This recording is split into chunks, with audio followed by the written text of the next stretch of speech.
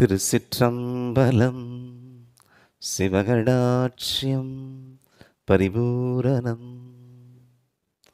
தென்னாடுடைய சிவனே போற்றி, எந்நாட்டவர்க்கும் இறைவா போற்றி.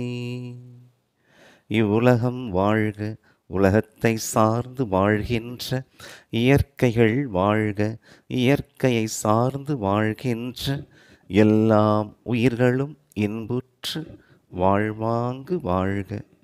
அன்பும் அறிவும் ஞானமும் உடைய பெரியோர்களையும் சிறியோர்களையும் சித்தனும் சிவனும் வாசல் தங்களை அன்புடன் வாழ்த்தி வரவேற்கின்றது.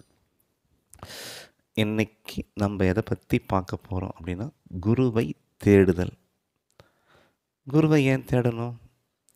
நாம் கோவிலுக்கு போகிறோம், வரோம், நல்லா இருக்கிறோம். இப்போ குருவை எதுக்கு தேடணும்? சித்தர்கள் எதுக்கு தேடணும்? ரிஷிகள், முனிவர்கள், யோகிகள், ஞானிகள் இருக்காங்க இல்லையா, எதுக்கு தேடணும்? தேடியே ஆகணும். ஏன்னா தேடல்னா கூட யாருடைய மூளைமாவது வந்து நம்மளை தூண்டி விடுவாங்க.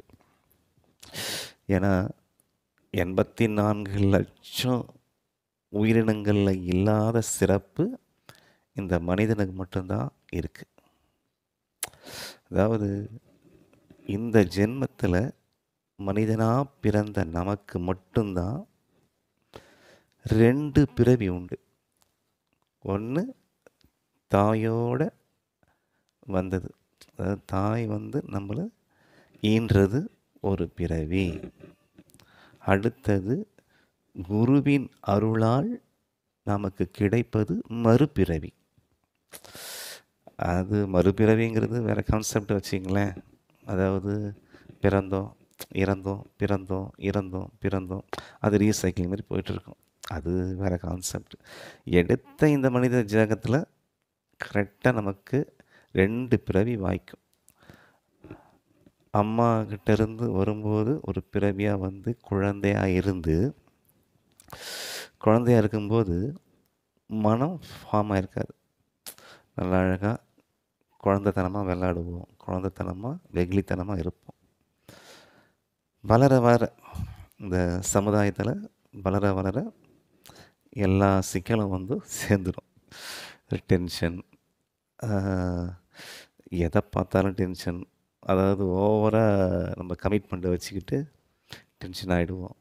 ஏகப்பட்ட மனசில் குழப்பங்கள் சேர்ந்துடும். குழந்தையில் தெளிவாக இருந்த மனசு வளர வளர டென்ஷன் அதிகமாகிடுச்சு. எதனால்? நம்மளே ஏற்படுத்திக்கிட்ட கமிட்மெண்ட், வேறு யாரும் கிடையாது.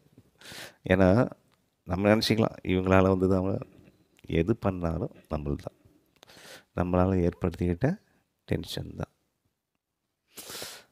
இந்த குருவை நம்ம தேடி போகிறோம் அப்படின்னும்போது ஒரு சிலவங்க கோயிலுக்கு போவாங்க, மனம் நிறைவாக இருக்கட்டும் அப்படின்ட்டு.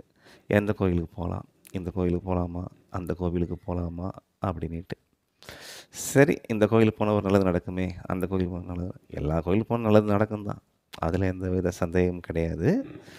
இப்போ அந்த கோவிலுக்கு போகும்போது கரெக்டாக மனம் ஒன்றுபடும்.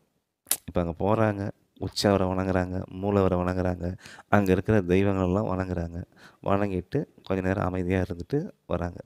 அப்போ ஒரு மனம் ஒரு அமைதி அடையும். அப்போ மனம் அமைதி அடைஞ்சது திரும்ப வீட்டுக்கு வரும்போது மறுபடியும் ஒரு நாள் 2 நாள் கழித்து மறுபடியும் டென்ஷன் தான். இது ஏன் பர்மனெண்ட்டாக ஒரு சொல்யூஷன் கிடைக்கல அப்படிங்கிறது தான். ஏன்னா பர்மனெண்ட்டாக ஒரு சொல்யூஷன் கிடைக்கணும் அப்படின்னாக்கா நம்ம குருவை தேடியே ஆகணும். இப்போ நீங்கள் கோவிலுக்கு போகிறீங்க இல்லையா, மூலவரை பார்க்குறீங்க இல்லையா, மூலவரை மட்டும் பார்த்துட்டு வரதில்லை, அந்த மூலவருக்கு கீழே யார் இருக்கிறாங்கிறத கொஞ்சம் உத்து பார்த்தீங்கன்னா உங்களுக்கு தெரியும். இப்போ நீங்கள் அருணாச்சல ஈஸ்வரர், அண்ணாமலையார் கோயிலுக்கு போகிறீங்க, திருவண்ணாமலைக்கு, நீங்கள் அருணாச்சலேஸ்வரர் மட்டும் கும்பிட்டு வந்தீங்கன்னாக்கா அந்த மனம் அன்னைக்கு மட்டும்தான் அமைதி அடையும். 2ஆவது நாள் 3ஆவது நாள் மறுபடியும். அதுக்கு கீழே இடைக்காலர் சித்தர் இருக்கார், அவரை நீங்கள் வணங்கணும், மனசூர்வமாக வணங்கணும், அதாவது மானசீகமாக வணங்கணும் அவரை. இப்போ வணங்கிட்டு நீங்கள் வரனா கூட கரெக்டாக ஒரு 2 நாள் இல்லை ஒரு வாரம் கழித்து மறுபடியும் டென்ஷன் போகிறக்கும் தான். காரணம், குருவை நம்ம தேடிக்கிட்டே இருக்கணும். தேடுதல் நிறுத்தக்கூடாது. அப்படி தேடும்போது வருவாங்க. ஒரு சிலர் வருவாங்க, கிடைப்பாங்க. அதாவது அவங்களுக்கு தெரிஞ்சதை உங்களுக்கு கற்றுக் கொடுப்பாங்க. அதாவது தீட்சைங்கிற பேரில் உங்களுடைய புருவ மத்தியில் தொட்டு காமிப்பாங்க. பரவாயில்ல, ஒன்று காசு என்ன ஒரு 1000 ரூபாய் கேட்பாங்க, 2000 கேட்பாங்க, அதை பார்த்து அதுக்கும் சம்மந்தம் கிடையாது. அது கொடுங்க, கொடுத்துட்டு அந்த மாதிரி தீட்சையை வாங்கிக்கிங்க. ஏன்னா இந்த தீட்சையில் அவங்க தொட்டு காமிக்கணும். தொட்டு காமிச்சு நம்மளும் உணர்த்துவாங்க, இதுதான் இறைவன், இப்படி கடவுள், அதான் தனக்குள்ளே போகணும் அப்படிங்கிறதுலாம் சொல்லுவாங்க. அந்த உபதேசத்தையும் வாங்கிக்கிட்டு, அந்த தீட்சத்தையும் வாங்கிக்கிட்டு நீங்கள் கொஞ்சம், அதாவது பயணம் பண்ண ரெடி ஆகிறீங்கன்னு அர்த்தம்.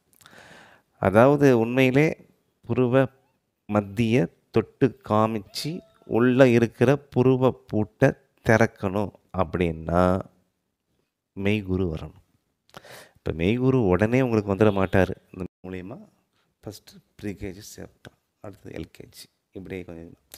இப்போ ஓரளவுக்கு நம்ம ஒரு முதிர்ந்த நிலைக்கு வரும்போது தான் அவங்க நமக்கு இப்போ தியானத்தில் உட்காரும்போதோ அவங்க ஒரு மந்திரத்தை சொல்லிட்டு உட்காரும்போது நமக்கு ஒரு சில காட்சிகள் கிடைக்கும். அவங்க கொடுக்குற தீட்சையும் அவங்க கொடுக்குற உபதேசத்தையும் கரெக்டாக நீங்கள் செஞ்சுட்டு வந்தீங்கன்னா அடுத்த நிலைக்கு போயிட்டுருப்பீங்க.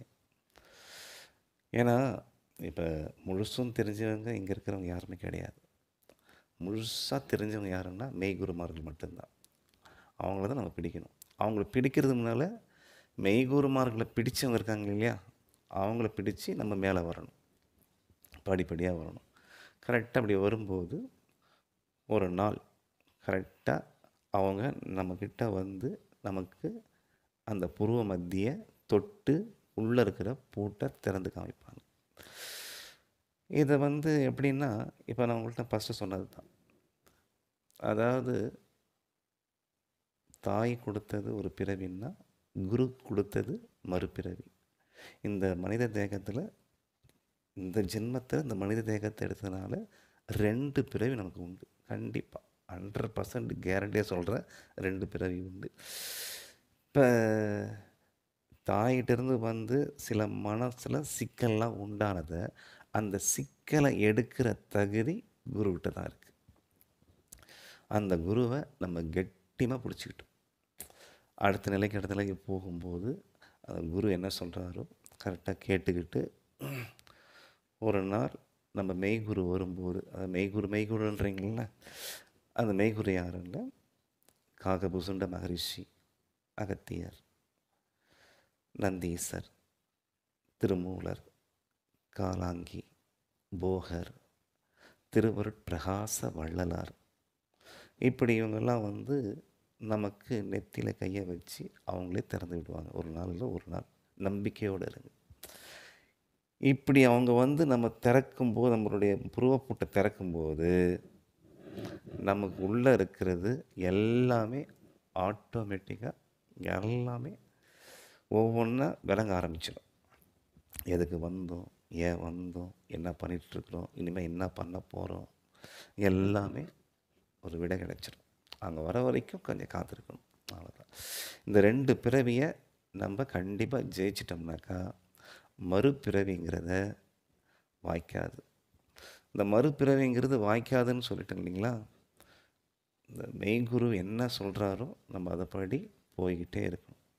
கரெக்டாக நமக்கான வழியை கொடுத்துக்கிட்டே இருப்பார். அந்த வழியில் போய்கிட்டே இருக்கணும். தாயுடைய பிறப்பிலிருந்து சிக்கலாகிய நம்முடைய மனசிக்கலை, மனம் என்னும் குரங்க, ஒரு நிலையில்லா மனதை நிறுத்தி வைக்க தகுதியானவர் மெய்குரு மட்டும். அந்த மெய்குருவை கெட்டியமாக பிடிச்சிக்குங்க, விட்டுறாதீங்க, தேடுங்க. தேடினாதான் கிடைப்பார். ஆனால் தேடினதுக்கு அப்புறமும் தேடிட்டு இருக்காதீங்க. அவர் வந்ததுக்கு அப்புறமும் அவர் எல்லாத்தையும் உணர்த்துவார். உணர்த்ததுக்கப்புறம் மறுபடியும் தேடாதீங்க. கிடைச்சிதா சைலண்ட்டாக உட்காருங்க, சிவனேன்னு உட்காருங்க, அவ்வளோதான். சிவனேன்னு உட்கார எல்லாம் நமக்கு புரியும். திருச்சிற்றம்பலம். சிவகடாட்சியம் பரிபூரணம். தென்னாடுடைய சிவனே போற்றி, எந்நாட்டவர்க்கும் இறைவா போற்றி. குருவாழ்க, குருவின் புகழ் வாழ்க, குருவை போற்றும் சீடர்கள் வாழ்வாங்கு வாழ்க.